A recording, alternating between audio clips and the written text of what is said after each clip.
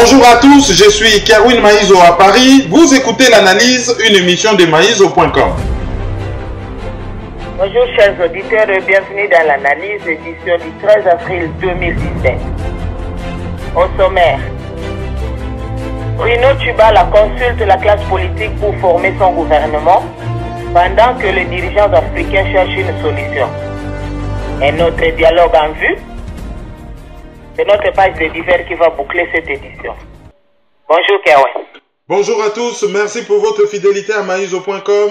Merci pour votre attachement à l'émission d'analyse. Nous sommes le 14 avril 2017. C'est parti. Bruno Tshibala, Premier ministre ya Sika ya RD Congo, a consulté classe politique pour asala gouvernement na ye. Dernièrement, Kabila nomaki mais nomination wana apparemment na batu mususu ezaki esengote na batu mususu mwa ba réaction timide. Tokosengo tia biso na contexte avant analyser ba consultation oyo azofa. Bruno Tshibala ba nommé premier ministre par Joseph Kabila et selon quand ya Joseph Kabila a nommé conformément na bakor ya Saint-Sylvestre oyo elobi que gouvernement ya transition ngi koloba période oyo ezokende banda fin ya mandat ya Joseph Kabila le 19 décembre ce que tolobi mandat ya Joseph Kabila entre guillemets ti mokolo bako organisaka ba élection na décembre 2017.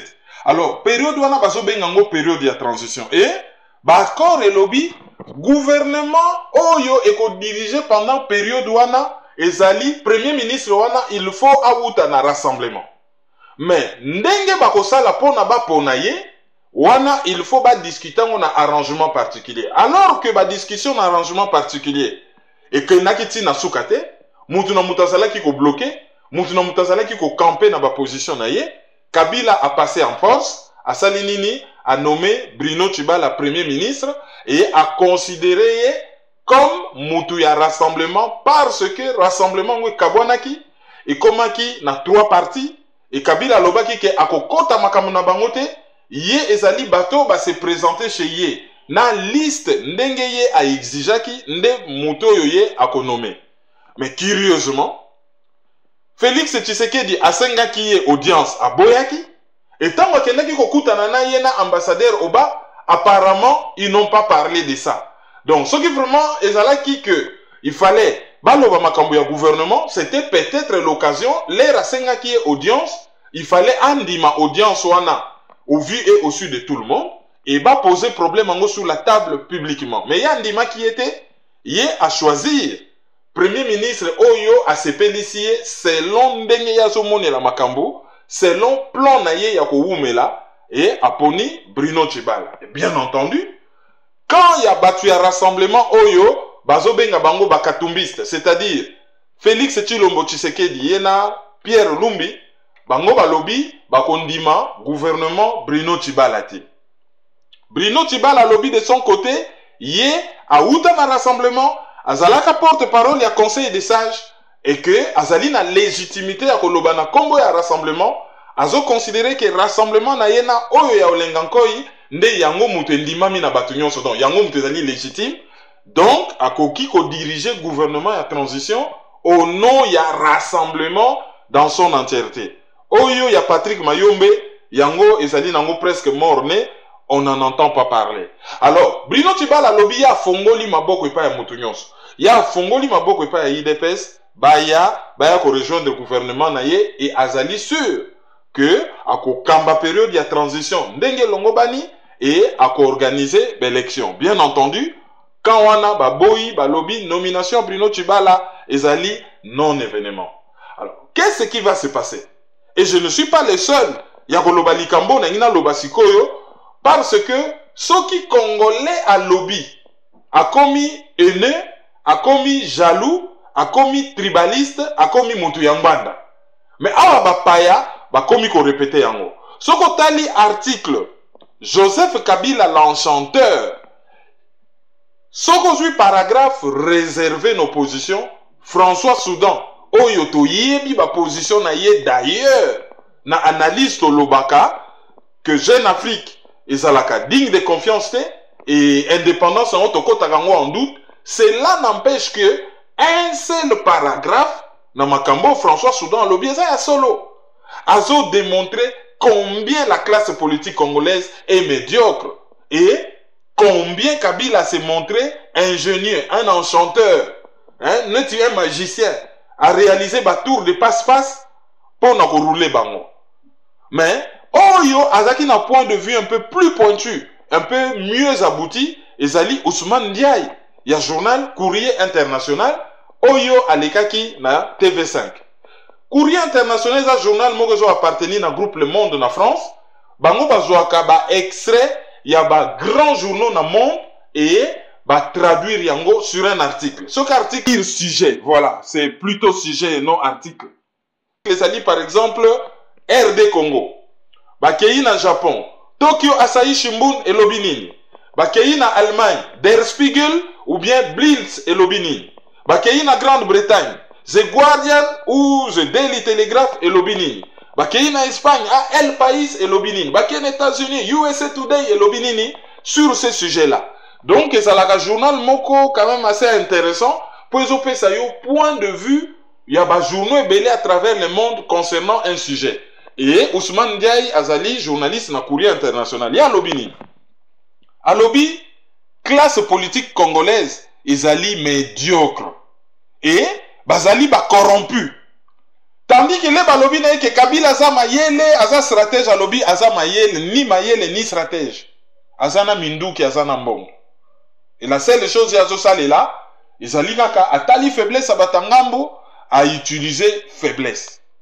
Et à l'acquis déjà manque de légitimité à Kabila et médiocrité ya classe politique. Yango tozo beli la mikolo nyonso. Ce qui Kabila zali wana ezali parce que classe politique congolaise ezali médiocre. Pour la population à lamuka, pour la population sala likambo, ezalaka musala ya ba politicien. Ba politicien de batu bazalaka ba leader ya population. Ba politicien de batu bazalaka ba guide et ba organisation en société civile bango bazali na rôle mususu. Bango bazali na rôle ya ko souder population, ya ko éduquer population, ya ko résoudre certains problèmes, ainsi de suite. Bangonde société civile dans un pays qui fonctionne normalement, bangonde batu bazali wana pona ko en quelque sorte ko galvaniser ba énergie, ko canaliser ba énergie à batu pour na ko mema batu ba travailler pour le développement. Mais ce qui totali classe politique congolaise otozanango, classe politique wana ezali médiocre, bazali na bango batu oyo bazo landa ba intérêt na bango personnel, ba intérêt na bango privé, likambo ya peuple etali bango te. Ce qui tolobi sikoyo crise oyo tozanango na Congo, origine nango ya mikolo oyo ezali que le 19 décembre mandat ya Joseph Kabila isilaki, au lieu à organiser l'élection à sali yangote.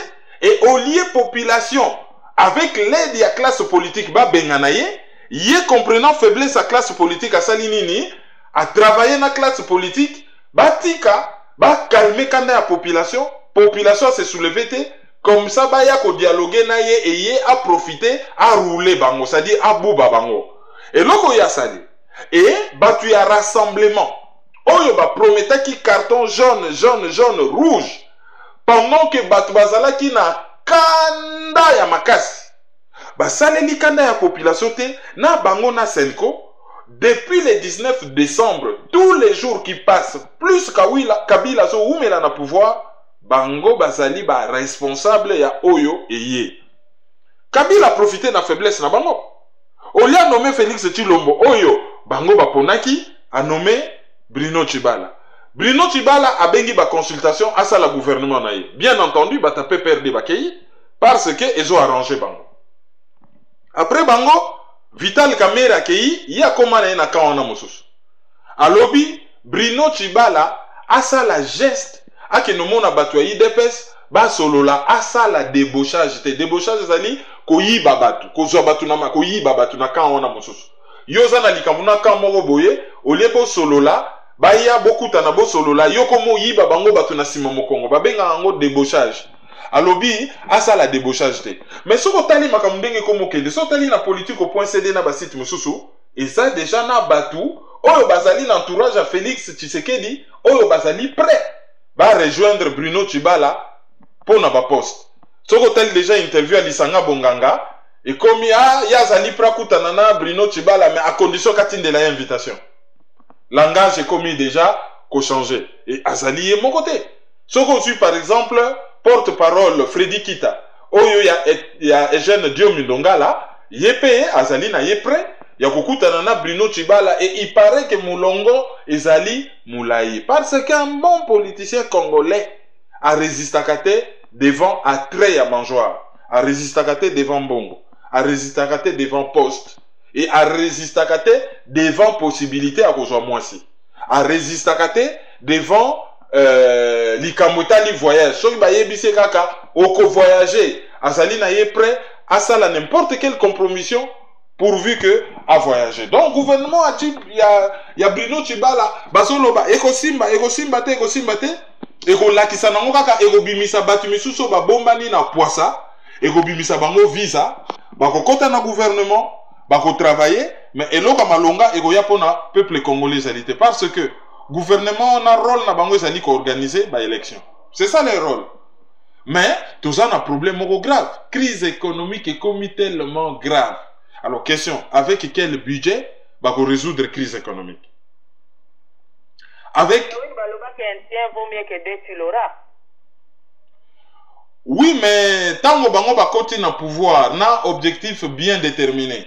L'Union européenne, oyo, a pour financer l'élection, déjà Kabila lobby, ba kota makamba l'élection te, et ça na moment ya pilotage, to na moment ya déroulement, ya ba opération, l'Union européenne a kota te. Et lobby na RTNC, batangi li bango communiquer à menace.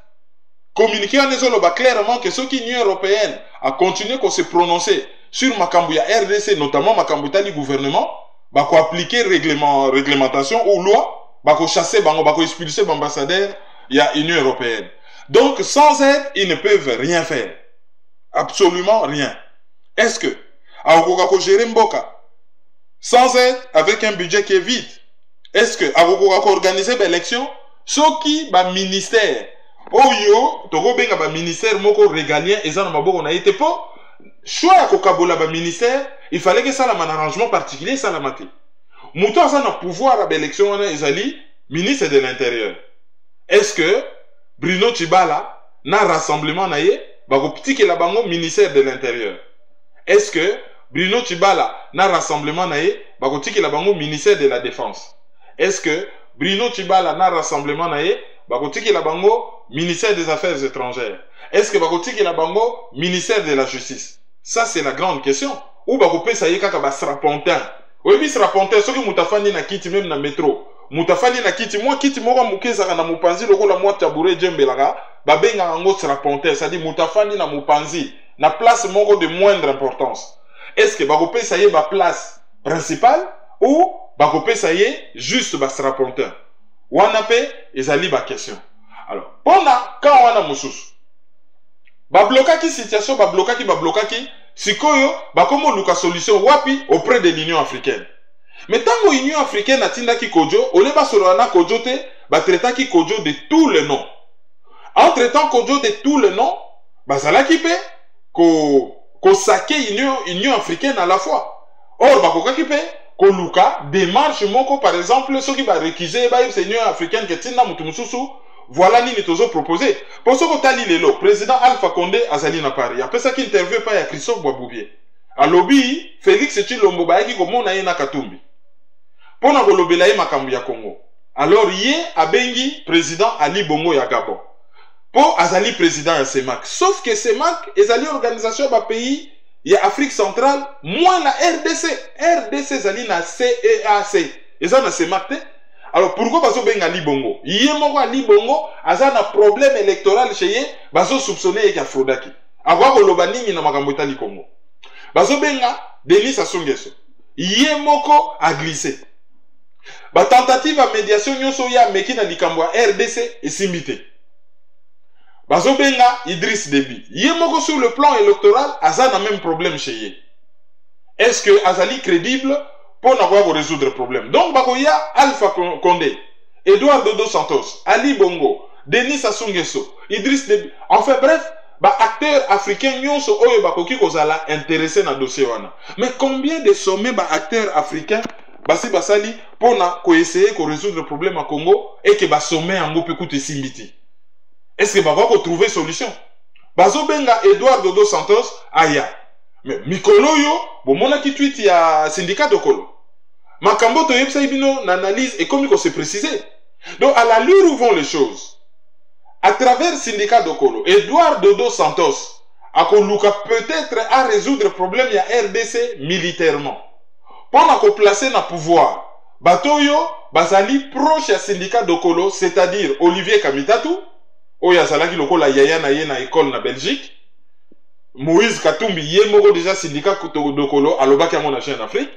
Et Moïse Katumbi, donc on voit aussi Katebe Katoto Oyo akendaki ko signer contrat pour na kotonga appartement na Angola.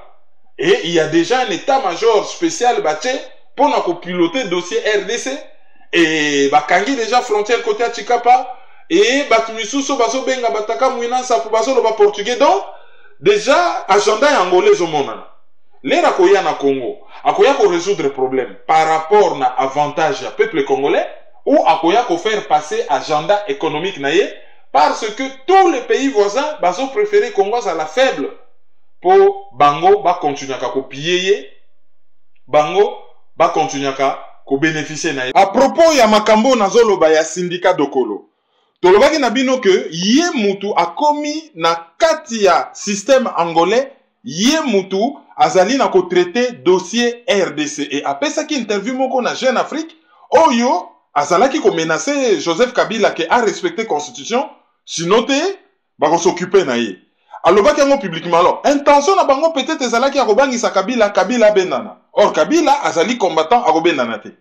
Apparemment ba komi kutu ko passer na ba acte pour ceux qui boké na Twitter d'ailleurs bozo mona on a écran bokomona syndicat de Kolo asoswa na Jean-Marie Kassamba. Bon, batebele ba comprendre que na ba makambo te ni baso swa na mais biso to lobango na banalise on avait compris. Jean-Marie Kassamba zo accusé syndicat de Kolo ke baso préparer rébellion.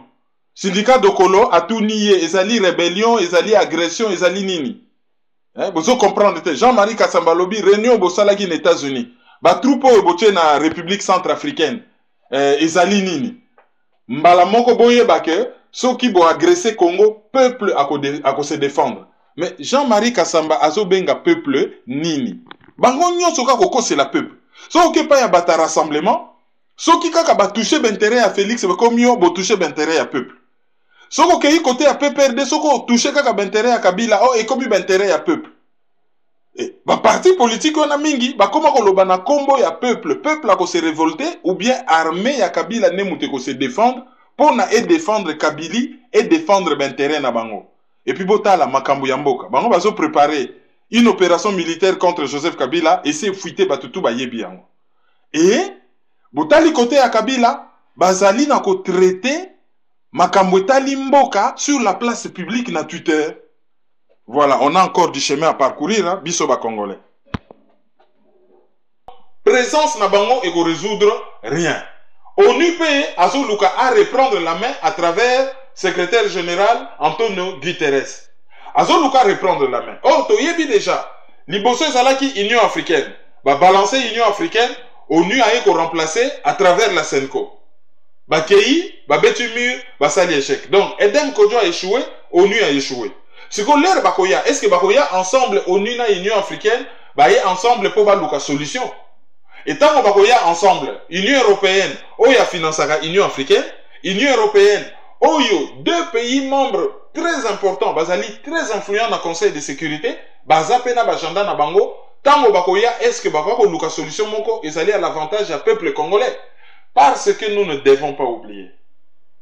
Problème ya Congo, ezana ba commanditaire. Ba commanditaire wana bazana États-Unis, bazana Canada, bazana Grande-Bretagne, bazana Belgique, bazana Allemagne, bazana Australie, bazana Israël, enfin bref, bazana la plupart des pays européens, y compris les pays scandinaves. Patouana loko la balingi lisusu ko se salir te. Ba utiliser ba sous-traitant basala musala à leur place. L'informatique ba benga ba sous-traitant ba proxy, ba intermédiaire. Ba intermédiaire na bango ezali Afrique du Sud, Angola, Uganda, Rwanda na Burundi. Mais tant bazui ba sous-traitant ba yebi ke soki ba mi bimisi visa peuple congolais ko se révolter bango bazo banga peuple congolais se révolter basali nini? Ba infiltrer Congo, ba occuper Congo et ba infiltrer Congo, ba comme ko se faire passer comme ba congolais. Mais bazo utiliser pe ba congolais. Ba congolais on eza banani. Ezali gouvernement ya Joseph Kabila. Opposition d'accompagnement. Bango nyonso blanc bonnet blanc. Loko la bana mapasa. Bazui Monisco oye ko défendre l'intérêt à peuple congolais mais ko défendre kaka ba intérêt à occidentaux na Congo.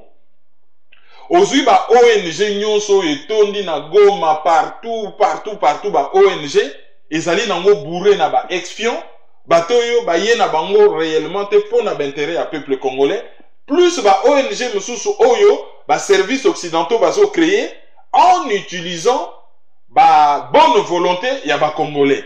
Ezali neti ba lusha ba filimbi bato basana kat ba na bonne volonté, ils aiment leur pays.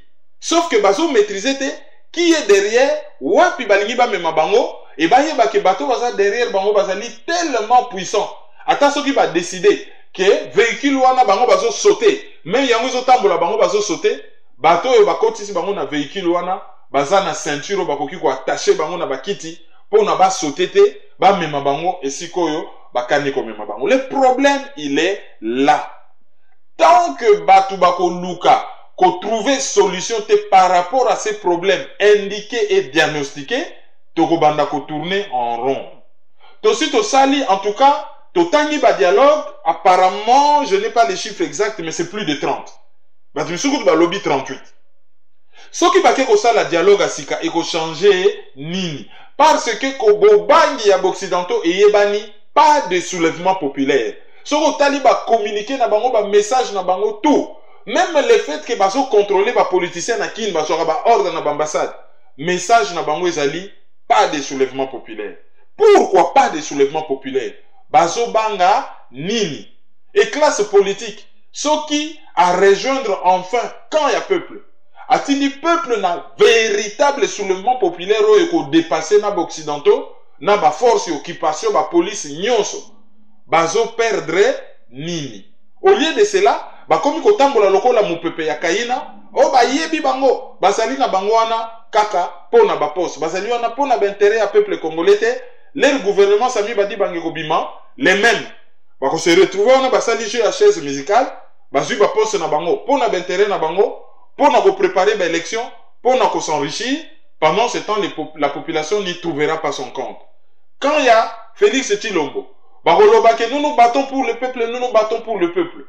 Tant que comportement na bango et qu'on la basé sur accession à un poste quelconque, bazali na ko perdre toute crédibilité, batu bakondima bangote parce que le pouvoir pour le pouvoir, ils ont un résultat moroti. Donc voilà enfin bref, ma question oyo nomination à Sami Badi Banga, pardon, nomination à Bruno Tshibala. Oyo azali na ye une espèce de Sami Badi Banga bis. Voilà la conséquence nango et voilà direction zo memamboka. Bato ba luka ba yeba pourquoi nomination na ye bazon di mangote na côté à rassemblement. Est-ce que basi ba longola ye na IDPS ezana mukanda moko elakisa officiellement que ye akoki kozala akoki ko engager IDPS c'est parce que basi ba longola ye. Déjà na IDPS balobaki auto-exclusion. Auto-exclusion, ezali démission volontaire. Il la démissionné, auto-exclusion et existera na droit administratif. Auto-exclusion, synonyme nango ezali démission. Donc, il soka démissionné, on considère qu'azali membre à IDPS. Il faudrait penza un courrier et rendre en public comme opposable à tous. Comme Bruno Tshibala a longwe na IDPS.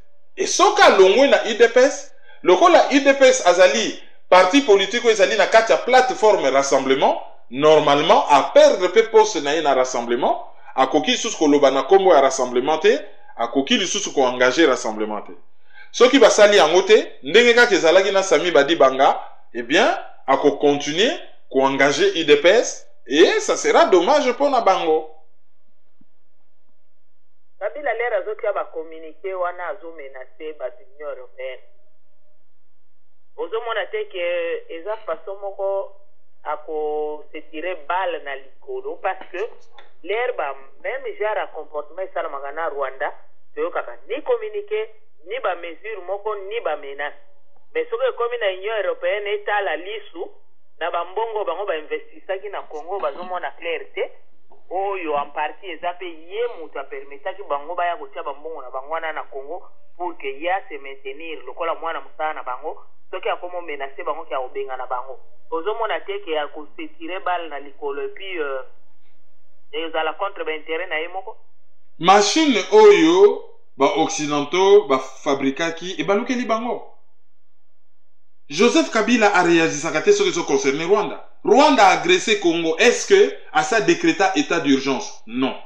Est-ce que à ça décréta état de guerre? Non. État d'urgence ezali. Ezali que soki mboka ezali na trouble et comme na nungu nungu. Soki président de la République a décrété état d'urgence et ni koloba a tche police na position moko boye bazala capable juridiquement à réagir. Oyebi par exemple pour na kosala makambo misusu, il faut toujours kolanda chaîne ya commandement. Soki likambo salami na province, mokonzi ya bamboka ya mampinga kuna na province pona azwa décision, il faut abenga mokonzi na ye hiérarchique na armée, il faut abenga ministre de l'intérieur, ministre de l'intérieur il faut abenga président de premier ministre il faut solana président de la République. Ezali chaîne moulayi. Soki kaka président signé ordonnance et état d'urgence, ezo permettre batubaz à la capable à réagir en urgence. Soki likambe koi ba réagir pour ezana document ezo couvrir bango. Congo ezali agressé. Bazo boma batuna S, bazo boma batuna Kasai. Boyoka keo a décrété état d'urgence 0. État de guerre ezali. Tant que vous allez na ba preuve que pays moko agressé bino, ceux qui va signer document et état de guerre, va mettre armée na position oyo que va agir à tout moment et bazala efficace. Est-ce que na Congo basi ba décréter état de guerre? Non. Soki mboka moko agressé bino, mesure en makasa ko ezali rupture ba relation diplomatique. Est-ce que Congo a si rompa ba relation diplomatique na Rwanda, Uganda, Burundi et tous les autres pays? Non. Ote, il faut tout ça na cadre ko solo. La cadre ko solo la te soki moto agressé yo, rompre les relations diplomatiques ou se défendre et soka ningi masolo cadre zali Conseil de sécurité des Nations Unies. Boké ko solo na Conseil de sécurité. Bazui batiki yango. Pourquoi na Rwanda a réagi sakate? Pourquoi na Uganda a réagi sakate? A komi kotia makelele na batu ya Union européenne oyo bangonde batu basala na États-Unis ke ye azala na pouvoir. Bango batu ba finansaka l'élection à 2006 na 2011 oyo esala ke ye azala na pouvoir. Bango batu basala constitution oyo ezala ki ko favoriser oyo akomeli yango nganzi parce que constitution n'est commis contre ye. Biso to lobite que Congo, il faut ezala sous tutelle de l'Union européenne. Toujours analyser comportement na ye par rapport à l'Union européenne oyo bazala ki même ko aider ramassage ba poubelle na Kinshasa. Pourquoi ces comportements? Alors, les lois oyo même bateau baza komi benga opposition, bazo que no luka solution pas ya bateau ba créer ba problème. Ceux qui va créer pas ba chef d'état africain, bango nyonso bazali na club ya ba chef de l'état, bango nyonso bazali ba dinosaure, bango nyonso basambelaka na bokoko ya mindele moko to yebi, ezali na Jeune Afrique, même ceux qui ba membre ya opposition on a la plupart bazali na même kibokoko, hein, bazana kibokoko wana mindele bango la plupart, hein, na lobi bien la plupart. Bazana kibokoko wana mindele bazo ke na bango. Est-ce que ba président africain na bazali prêt ba lâcher camarade na bango Joseph Kabila oya sali mieux que o bango basali po bango ba modifier ba constitution batikali. Joseph Kabila a s'arranger na yeka ka élection za la organiser te abele la keza faute na yete ayebi que normalement soka organiser ba élection te yé mutazali garant ya bon fonctionnement ya ba institution soka veiller te que Seni ministère de l'intérieur Seni ba élection salama à se rendre coupable et à haute trahison.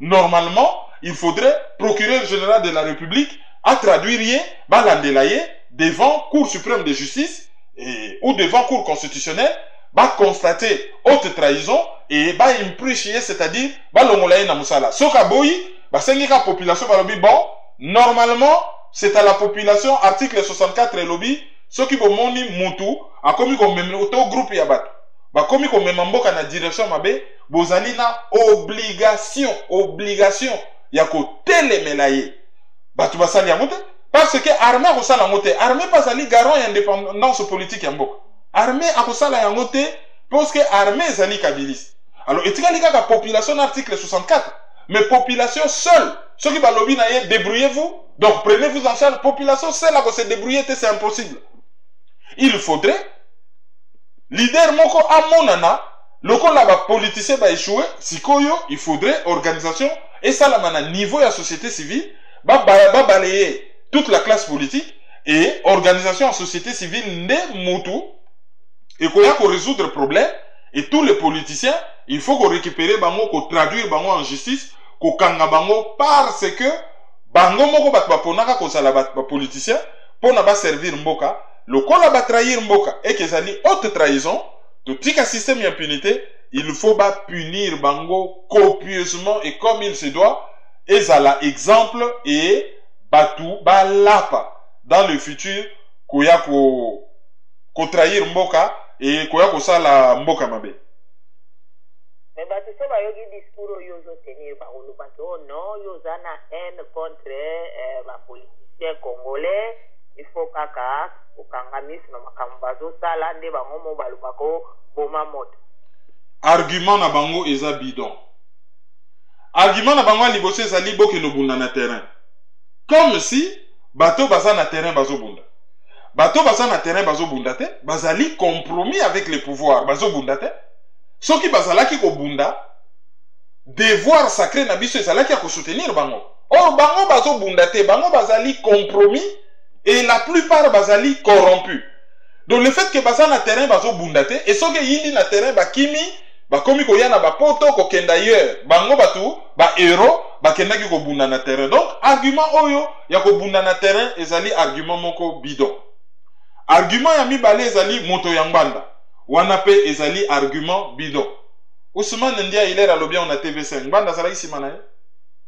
François Soudan l'air a komiango. François Soudan zali moto ya ngbanda.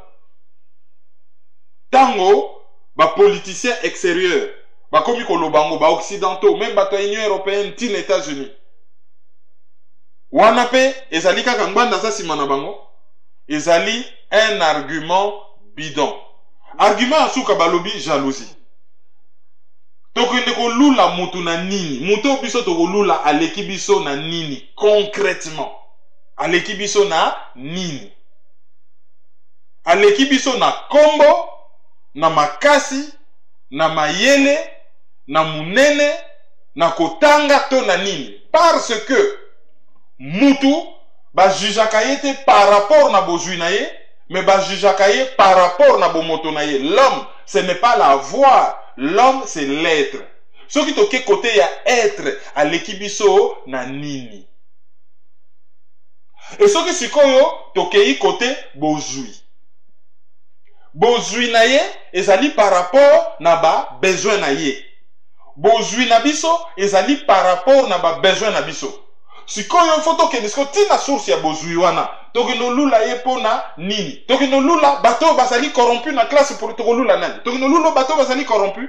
Exemple ba comment kopesa biso ba bezali jalousie. Ezali on dirait moi si moko ba violer na ba voyou. Azo yebisa ba camarade na lobby. Bozo ke langa su aponga ba violer ngai. Boza na zu aponga ba violer ngai. Moto yo bakolo bakutu. Boko yo ke na yezuwa ezali moi so azu libala malonga. Ba o ba balite peut-être.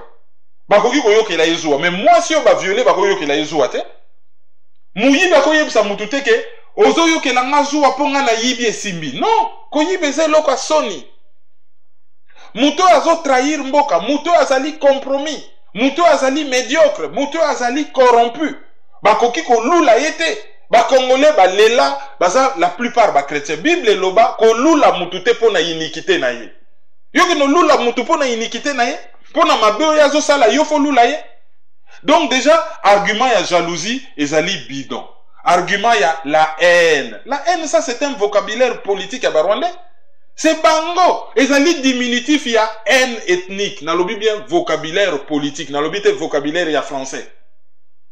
Bangonde batu bayebi vocabulaire politique wana ya haine ethnique na mukuse bakataka la haine. Chez biso na Congo to na likambo ya haine, on n'a pas à aimer un politicien. Ceux qui politiciens ça na ba idée ya bien, on adhère à ses idées, on n'a pas à l'aimer. Aza mwasi na biso te, aza mobali na biso te. Soit on adhère aux idées ou on adhère pas aux idées. Mais tozali wana te pona ko aimer, pona ba ko loba ceux qui ont adhéré na ba idée te pona ba ko loba ozali na haine. Après baye lisusu na argument mususu bidon, balobi yo bozo attaquer. Non, ba attaquer mutu asali rien. Mutu soko sali quelque chose, l'air bazo loba mabe na yo ezali attaque te, bazo dénoncer. Batu bazo confondre ko attaquer na ko dénoncer. Et batu bazo confondre critique na ko dénoncer. Batu bazo confondre analyse na critique. Il faut battre dans dictionnaire différence au sali acte, au créer actualité, au agir sur le plan de l'actualité, biso to ko analyser ba acte na yo par rapport au rôle que nous sommes donnés. Oyo, un certain nombre de personnes bazo accepter. Donc nous on analyse. Pourquoi tozo analyser? Parce que Déclaration universelle des droits de l'homme, il peut s'abisso droit, liberté d'opinion, liberté d'expression. Il peut s'abisso ba droit politique. Pourquoi tozo analyser? Tozo analyser parce que tozo ba Congolais que c'est notre pays, tozo na droit de regard. Ya ko analyser, ya ko lobela. Soki ozo beta masolo na yo privé, etali yo. Mais tango lingyo teka lopango na biso nyonso, epa ya munguna e olingyo teka ngona prima ngondo, toko telemela yo. Ogoye la biso teke o, boza na jalousie ponga na ina teka lopango na prima ngondo, non? Lopango yozo teke za ya yo, to ezali kitata na biso dans Congo, parcelle, hein? Tata mi place to toka komi tanda, kitata. Nde baloba na ki Congo. Donc Congo penza kitata na biso penza, yo zwika kitata, olingo kino teke la ngoso kinani. Toko telemela yo, donc argument ya haine, ya jalousie, ya ceci cela. Ezali ba argument bidon qui ne tiennent pas la route. Bato yo babungi nzela. Oyo basali ke Kabila azali wana ba rattraper erreur na bango ou bandima publiquement ke basali erreur.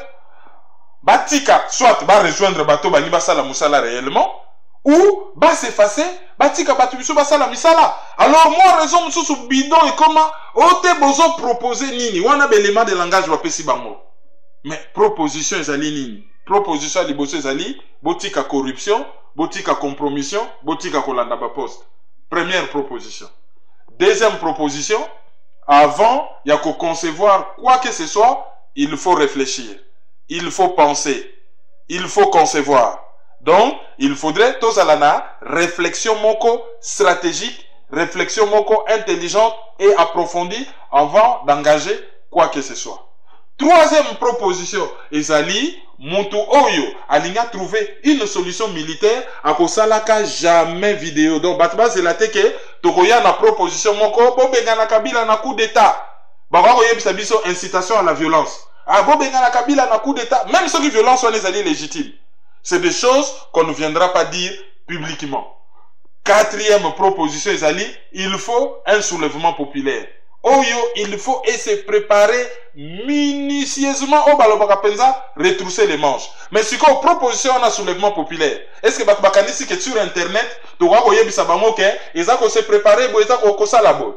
Bato bazo belela, bo ya na proposition, to ya na ngo en public. Po proposition bango bazo luka, elingi balingi ba justifier corruption na bango. Bon, loko la biso tozali corrompu bino bozo se pelate. Bino boya na proposition, mais proposition, ya biso ezali, tokozala corrompu te. Argument mosusu ya lokuta bakoma nango ezali argument ya tribalisme. Soko mekika ko réfléchir sur IDPS balobio ozali tribaliste, mais IDPS ezali tribu ou ezali parti politique. IDPS ezali parti politique ezali tribu te. Alors, bato bazo traiter bato de tribaliste, bangonde bato bazali non seulement ba tribaliste, mais bazali pe ba communautariste. Po bazo zoa UDPS loko la bien privé ya tribu moko boye, batuba lobe la bangote. Mais ndenge toyebeli balu babaza na bango ebele, bango nyoso baza d'accord na oyo ezo salamate, po bango pe bazali ba victime. Bato bazo kufa na kananga. na Chimbulu na bamboka wana nyonso bato wana baza banani. Donc tozali na kati ya pays oyo ezovize kokoma nation soki moto aye na baargument ya tribalisme mpona akache bakompromission ya bato misusu moto wana yeba ke tokotelemela ye parce que l'UDPS n'est pas une tribu. L'UDPS est un parti politique. En tant que parti politique, ezali bien commun. Et en tant que bien commun, biso nyonso tozali na droit de regard. Il y a deux sortes de droits de regard. Droit de regard, il y a ba membres oyo bazali encarté. Na droit de regard, il y a ba sympathisants oyo basepelaka na UDPS bazali banda. Na droit de regard, il y a tout Congolais oyo azali na droit ya koloba quelque chose sur vie politique ya mboka. Donc argument ya tribalisme ezali argument moko pe bidon. Donc argument na bango eza argument moko qui ne tienne pas la route. Bazo yebisa bango nzelo bozo landa ezali nzela mabe botika nzela wana. Ba mongo baloba suka lilako tika. Eloko eleki tika ezali te. Suka lilako tika. Et parmi ma proposition na bosana ki moko, il faut to sambela to délivrer bato ebele na Congo wana po fanatisme komi na niveau moko et komi possession wana eza so fanatisme te. Et ezozipa bango misu moyen bamona teke mboka ezoke na nzela mabe. Donc fanatisme wana ezosenga délivrance. Bon, Congo ngo pe tonda ba passer awa mais jamais ba organiser prière moko publique pour na ko délivrer une bonne partie de la population congolaise na fanatisme, lequel le fanatisme est bois kimboka na kati ya gadou.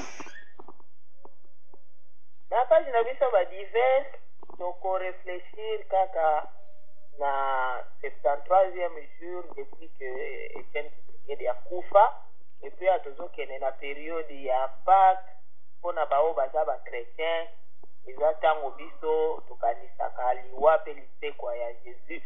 Mais ça passe mingi na komona ke baza ko interdire papa wana l'homme politique bazo interdire ye place ya kopema nde balobaka so bakundi mutu potika yake nde kopema.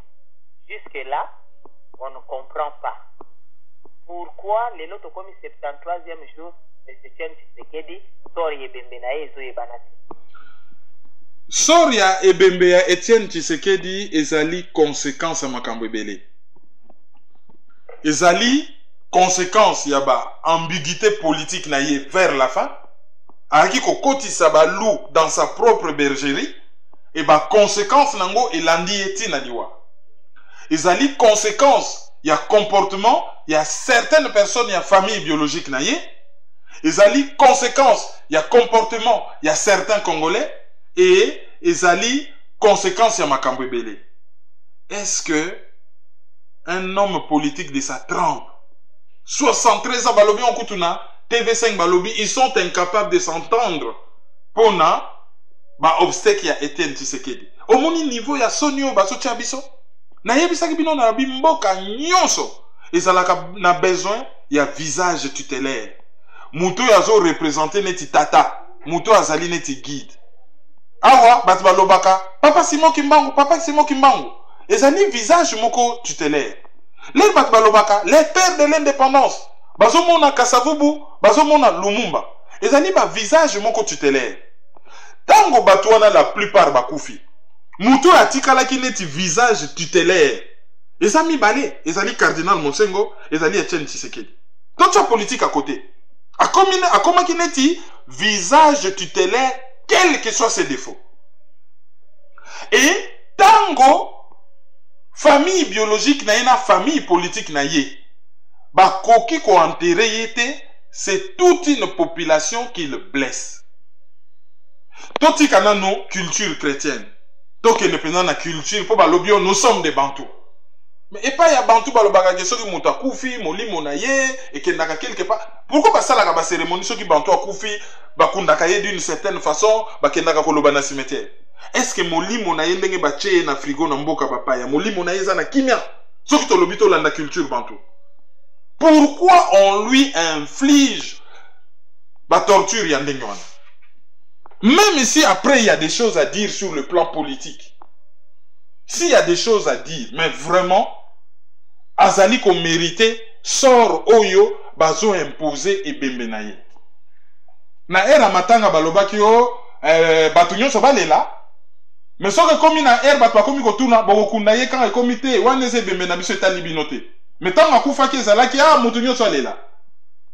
Pauvre Jibempiana. Alobaki akati ba événement nyonso ti mokolo ba okunda Tshisekedi. Ndenge ali réseau kende soka vivaka na mbongo musique, akokufa na piaka parce qu'on ne sait plus quand est-ce qu'on va l'enterrer. Au moment où on analyse, on change quand même forme analyse, to lobi bon matangi ezali. Soki to zonge la ka forme ya kalate, ti lelo oyo 2 mois après to ngato za la kaka entre parenthèses. Na lobaka na analyse na lobi so bangi ba pesa na bango Kabila ba condition belé pone bembe. Etali nango yete azakutu kunate. Bakoki même kotika yango même 10 ans na Belgique, yekutu ezotika yekutu na kimia.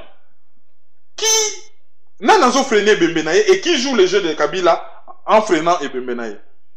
IDPS bazana na possibilité au kundaite. Est-ce que Muzole yango etanga makaka il faut kaka tout de suite lelo bakoki ko kunda mutu te bakundi mutu na cimetière et puis mukolo moko boye awa na France awa ezalaka soki bakundi mutu.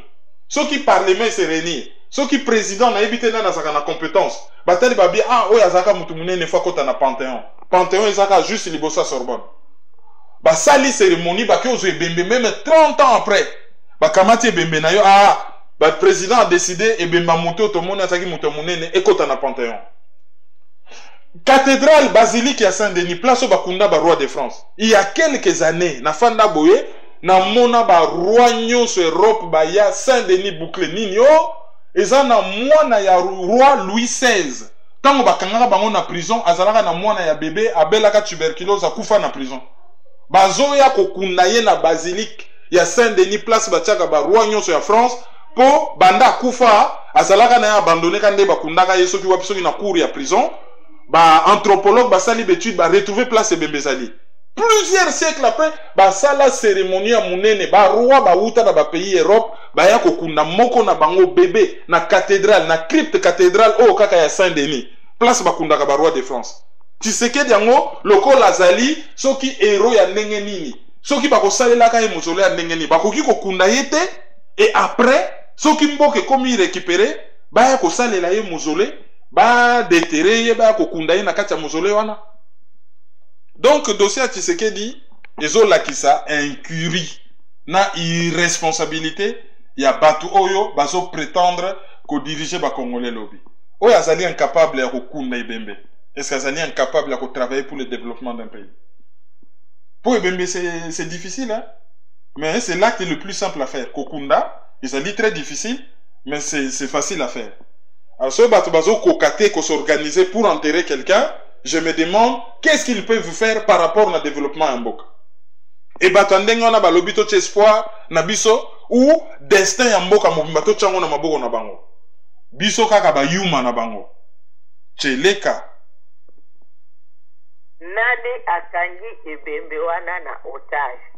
Moto ayebi ate la biso commentaire. Auditeur du jour. Auditeur du jour na biso ya lelo ezali Gino Will. Gino Will azali présentateur ya émission Éveil Patriotique afandi na région ya Washington na États-Unis so na bi région ya Washington nazomona Washington métropolitaine. Alors Gino Will lelo ezali mokolo ya anniversaire na ye le 14 avril 2017. To profiter na occasion pour to souhaiter ba vœu ya joyeux anniversaire. Toleki na ba communiquer ya lelo. Communiqué à Liboso ezali programme ya matanga ya sociologue Anissé Mobe. Alors le rôle à Boyebi Anissé Mobe akufaki bakokunda ye samedi. Alors samedi na 10h30 déjà na Tongo levé du corps et kosalama na église plutôt na hôpital Paul Brousse na ville juif. Mais on a to préciser et kozala dans l'intimité familiale. Ce kozali membre ya famille ça ne sert à rien au Kendena, hôpital Paul Brousse. Wanezali, souhait ya famille.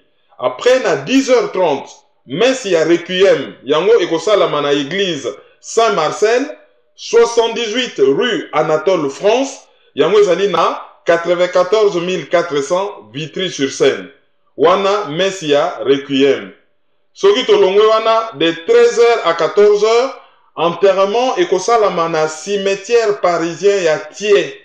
Cimetière ya Thiers ezali na 261 route de Fontainebleau, yango ezali na 94 320 ou 94 320 Thiers.